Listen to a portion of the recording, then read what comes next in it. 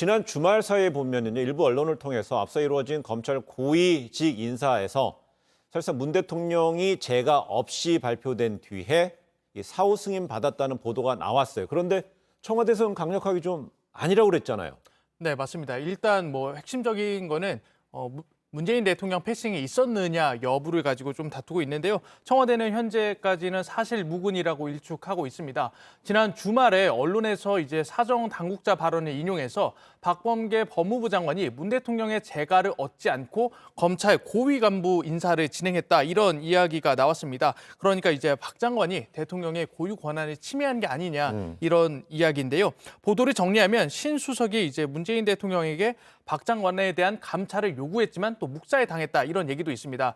방금 나온 얘기로는 신 수석이 본인 입으로 감찰을 요구하지 않았다, 이렇게 해명이 나오기도 했습니다. 현재 이제 정만호 청와대 국민소통 수석이 기자들한테 이렇게 밝혔습니다. 대통령 재가 없이 법무부 인사가 발표됐다는 일부 보도는 사실이 아니라며 무리한 추측 보도 자제를 당부드린다. 이게 청와대 공식 입장입니다.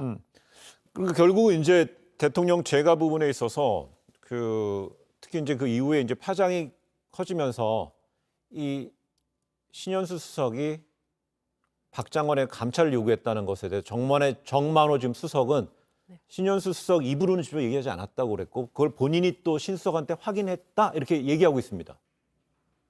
맞는 거죠? 그 신 수석의 평소 성품 알려진 세평에 따르면 신 수석은 그 사실과 다른 얘기를 잘 안 하는 스타일로 알려져 있습니다. 네. 그러니까 본인이 직접 감찰을 요구했다라는 보도는 사실과 거리가 있을 가능성이 좀 더 크다고 봐야겠죠. 김성환 평론가는 어때요?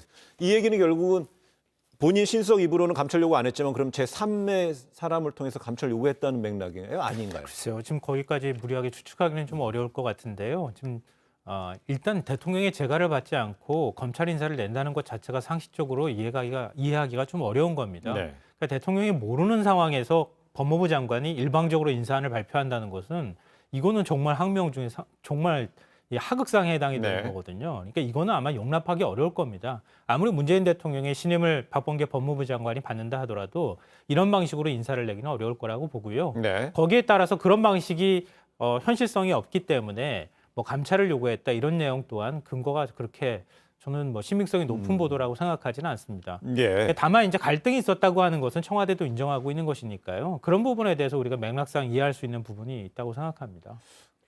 근데 제 개인적으로는 약간 다른 견해인데, 제가 청와대 출입하면서 가장 사실은 어려운 취재가 그 인사 취재입니다. 인사 취재는 사실은 단수 후보로 확정되더라도 대통령이 결재하기 전에는 결코 밖으로 나오지 않거든요. 그러니까 대통령 결재가 없는 인사안이라는 건 사실 취재하기도 어렵고 네. 보도도 안 되는 내용입니다.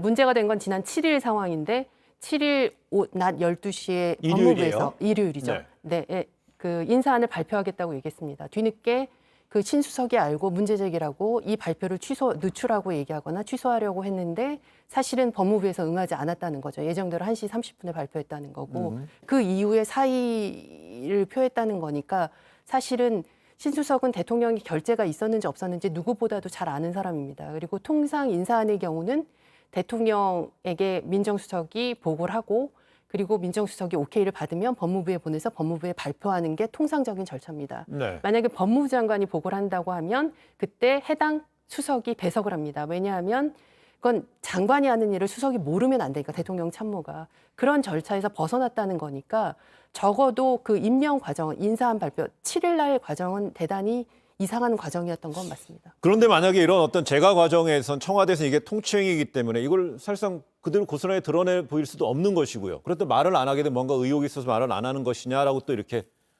또 비판을 지적을 받고 난감한 상황 아니에요?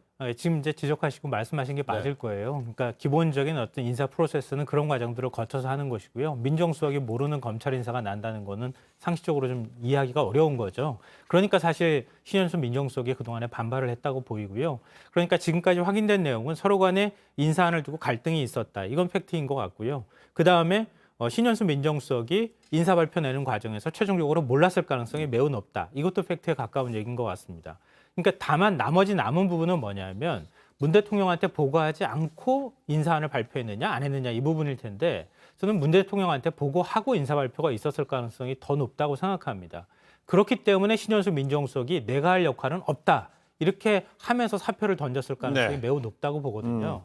그러니까 대통령의 의지는 검찰하고 화해하고 일정하게 조율해 나가면서 원만한 관계를 갖겠다고 하는 그런 발표하고 달리 대통령은 검찰개혁에 드라이브를 강하게 걸겠다고 하는 입장에 가깝구나. 그러니까 내가 그 중간에 껴서 할 수 있는 일은 굉장히 제한적일 수밖에 없다고 하는 한계를 느꼈을 가능성. 그 부분이 오히려 사표를 냈을 가능성이 더 높지 않을까 저는 그렇게 생각하고 있습니다. 네, 오늘 이렇게 이제 신현수 수석의 입장은 나왔고요.